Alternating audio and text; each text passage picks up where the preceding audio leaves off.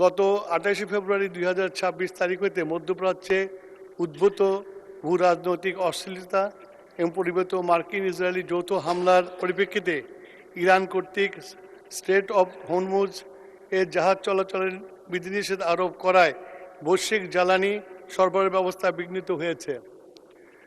ফলে আন্তর্জাতিক বাজারে জ্বালানি তেলের মূল্য, প্রিমিয়াম ও ফ্রেট রেটের অস্বাভাবিক অস্থিরতা দেখা দিয়েছে। আন্তর্জাতিক নৌপথে জাহাজ চলাচলের নিরাপত্তার ঝুঁকি বৃদ্ধি পেয়েছে। এই পরিস্থিতিতে বৈশ্বিক জ্বালানি সরবরাহে অস্থিতিশীলতা পরিস্থিতির সৃষ্টি হয়েছে। এত সত্ত্বেও সরকার সম্ভাব্য সকল উৎস অন্বেষণ করে দেশে সব ধরনের তেলের স্বাভাবিক সরবরাহ অব্যাহত রেখেছে। শুধু তাই নয়, বর্তমানে আমাদের জ্বালানি তেলের পর্যাপ্ত মজুদ রয়েছে। উল্লেখযোগ্য তেলের বর্তমান মজুদ ও আমদানি পরিস্থিতি নিম্নে দেওয়া হলো। ডিজেল মজুদ 1,64,644 মেট্রিক টন এবং 1,38,000 মেট্রিক টন 30 এপ্রিলের মধ্যে আসবে। অকটিন 10,500 টন, 71,443 টন এপ্রিলের মধ্যে জাহাজ আসবে। পেট্রোল 16,000 টন, 36,000 টন আপনার এপ্রিলের মধ্যে আসবে। মধ্যবর্তী সংকটের ফলে বিশ্বের অন্যান্য অঞ্চলের মতো দক্ষিণ এশিয়ার প্রায় সব দেশেই জ্বালানি তেলের সংকট মোকাবেলা করতে হিমশিম খাচ্ছে। পাকিস্তান ইতিমধ্যে 50% পর্যন্ত তেলের মূল্য বৃদ্ধি করেছে। শ্রীলঙ্কার তীব্র জ্বালানি ঘাটতির পরিপ্রেক্ষিতে রেশনিং কর্মঘণ্টা কমিয়ে দিয়েছে। ভারত, আফগানিস্তান, ভুটান, মালদ্বীপ, নেপাল ইতিমধ্যে জ্বালানি তেলের মূল্য বৃদ্ধি করেছে। অর্থাৎ একমাত্র বাংলাদেশই জ্বালানি তেলের মূল্য অপ্রবৃত্ত রেখেছে। বিশ্বব্যাপী জ্বালানি তেলের মূল্য অস্বাভাবিক হারে বৃদ্ধি পেলেও দেশের শিল্প উৎপাদন, কৃষি কার্যক্রম ও সাধারণ মানুষের জীবনযাত্রার কথা বিবেচনায় রেখে সরকার এপ্রিল মাসে জ্বালানি তেলের মূল্য অপরিবর্তিত রেখেছে।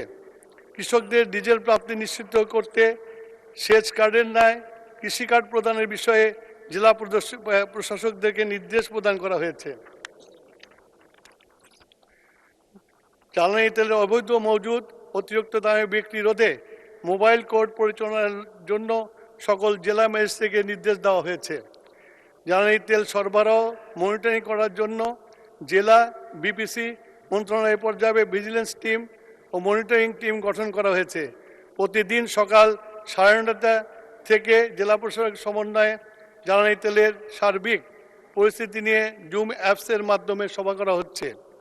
জ্বালানি তেলের পাচার, অবৈধ মজুদ বন্ধের আইন বাহিনীকে নির্দেশনা প্রদান করা হয়েছে। জ্বালানি তেলের সুষ্ঠু সরবরাহের লক্ষ্যে প্রতিটি ফিলিং স্টেশনে ট্যাগ অফিসার নিয়োগ করা হয়েছে। দেশীয় খনিজ সম্পদের যথাযথ ব্যবহার নিশ্চিতকল্পে বিভিন্ন উদ্যোগ গ্রহণ করা ও বাস্তবায়িত হচ্ছে। প্রাকৃতিক গ্যাসের সুষ্ঠু বন্টন নিশ্চিত করা সহ দেশীয় গ্যাস ক্ষেত্র থেকে উপজাত হিসাবে প্রাপ্ত কনডেনসেট ব্যবহার করে পেট্রোল ও অকটিন ও ডিজেল উৎপাদন করা হচ্ছে। ইতিমধ্যে জ্বালানি তেলের অবৈধ মজুদ বন্ধের জন্য 3রা মার্চ হতে 4 এপ্রিল 26 তারিখ পর্যন্ত 342টা অভিযান পরিচালনা করা হয়েছে, যার মধ্যে 2,456টি মামলা দায়ের করা হয়েছে। 31 জনকে কারাদণ্ড প্রদান করা হয়েছে। এই সকল অভিযানে মোট 1,25,39,39 টাকার অর্থদণ্ড আদায় করা হয়েছে এবং 40,48,456 লিটার জ্বালানি তেল উদ্ধার করা হয়েছে। তার মধ্যে diesel 3,33,157 litre, octane 36,405 litre, petrol 78,894 litre উদ্ধার করা হয়েছে। জ্বালানি তেলের অবৈধ মজুদ বন্ধে মোবাইল কার্ডের অভিযান অব্যাহত থাকবে।